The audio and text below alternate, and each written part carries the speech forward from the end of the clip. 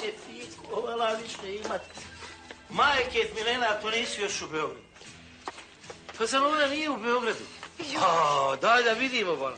Evo ti, u 10:15 iz Doboja. Ideš za Banoviće, hop, cup, presjedaš i eto te u Srbiji. Ajde. Stan. Filko, nije u 10:15, u 10:25. Hajde sada. Stop. Je li majke? Je li života? Šta je? A bijeljni pata autobus, a kakanski kasni. Hajde. Stan. Filko, da te objasnim. Jednu stvar. Ova iz Kalnovika je otišao.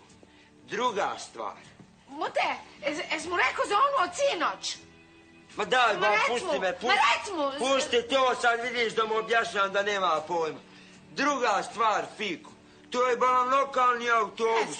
5 granica žena treba proći. Jesi ti normalan čovjek? Onda je bolje da ide u Ploče, jer sa onim u 11:20. To je bolje. Hajde sada. Stop. Nema šanse. Nema bolan šanse. Ona ne more da uđe u taj voz bez rezervacije. Najbolje, ma normalno. Ona ne može. Ne more bolan. Ma nek pata ovaj u 12, konju ekspres ovaj i evo je tamo. I tu. I čao. I haj razguli. Aj, nemoj, molim. Ima vozova, bolan. Stani. Joj, kako ću sad? Haj furaj. Hoću poći. Furaj.